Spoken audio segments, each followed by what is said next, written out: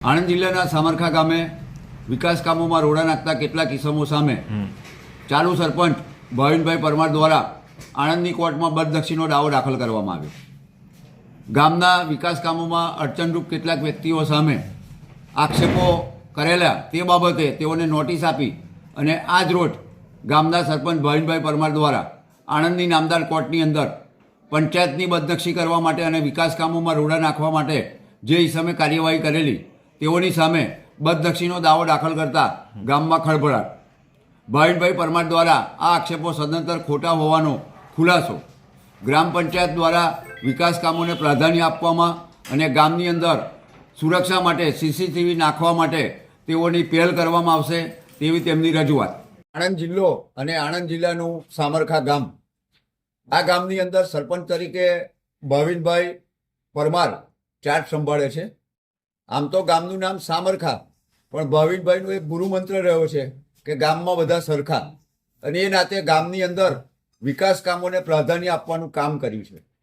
આ ગામની અંદર ભાવિનભાઈના આવ્યા બાદ જે વિકાસ કામો બાકી હતા તે વિકાસ કામોની શરૂઆત કરવામાં આવી, પરંતુ કહેવાય ને કે આ કામોથી કેટલાકના પેટમાં તેલ રેડાયું હોય અને ખોટા આક્ષેપો પંચાયત સામે થતા હોય.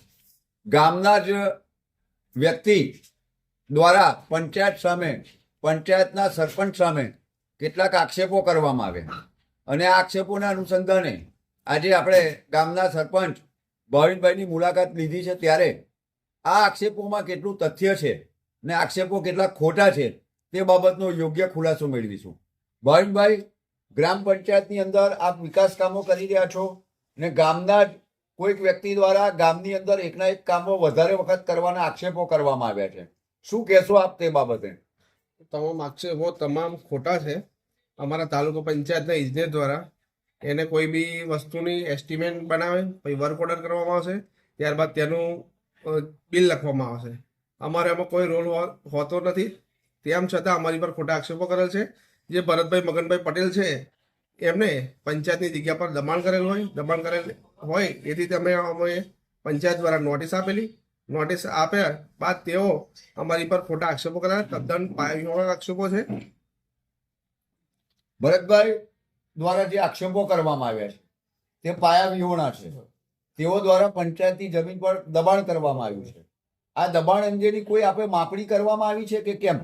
હા, અમારા ડીએલઆર દ્વારા માપણી કરવામાં આવી છે. ટૂંક સમયમાં એમની માપણી સીટ રજૂ કરશે, ત્યારબાદ અમે આગળ એમાં દબાણ નક્કી થશે એ પ્રમાણે દબાણ દૂર કરીશું. ભરતભાઈએ જણાવ્યું છે કે એકના એક કામો આપે વધુ વખત બતાવ્યું અને નાણાંની ગેરરીતિ કરી છે. આ બાબતે આપ શું કહેશો?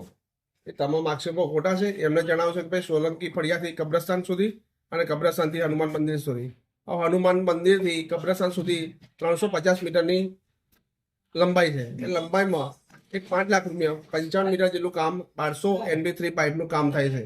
એ પ્રમાણે કામ એસ્ટિમેટ મુજબ કરેલા જ છે. કોઈ ભ્રષ્ટાચાર થયેલ નથી. આપની સામે ગામના વ્યક્તિએ આક્ષેપો કરેલા છે અને પંચાયતને તેમજ આપની બદનક્ષી કરી છે. આપે આ બાબતે શું કાર્યવાહી કરેલ છે? અમે આ બાબતે અમારા વકીલ થ્રુ 7 દિવસનો ટાઈમ પિરિયડ આપ્યો હતો. નોટિસ આપી હતી. ત્યારબાદ અમે તેમની સામે કાયદેસરની કાર્યવાહી કોર્ટમાં દાવો પણ દાખલ કરેલ છે બદનક્ષીનો. આ અંગે આપ નામદાર કોર્ટ દ્વારા શું અપેક્ષા રાખો છો?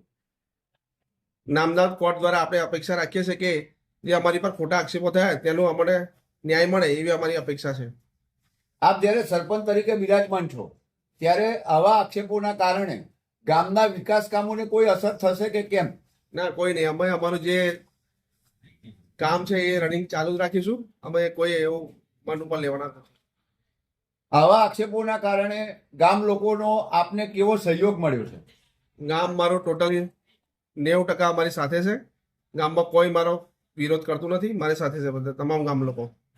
આપનું આ ગામના વિકાસ માટેનું હવે પછીનું સૌપ્રથમ કામ શું હશે? અમારું વિકાસ માટે ટોટલી અમારા રોડ રસ્તા બધું પાણી ગટર લાઈન થઈ ગયું છે. હવે અમારું વિઝન છે કે ભાઈ સીસીટીવી કેમેરા સામરખા ગામમાં, તમામ સિક્યુરિટી રહે સામરખા ગામમાં, એવું અમારું વિઝન છે. આપણી સાથે સામરખા ગામના સરપંચશ્રી હતા, જેઓએ જણાવ્યું કે આણંદ જિલ્લાનું શ્રેષ્ઠ ગામ બને, ગામમાં તમામ જગ્યાએ સીસીટીવી કેમેરા મૂકવામાં આવે અને ગામની સુરક્ષા જળવાઈ રહે તેવા તેમના પ્રયત્નો છે અને આ જે આક્ષેપો કર્યા છે તેઓની સામે તેઓએ બદનક્ષીની ફરિયાદ દાખલ કરી છે. તેમાં પણ તેઓને યોગ્ય ન્યાય મળે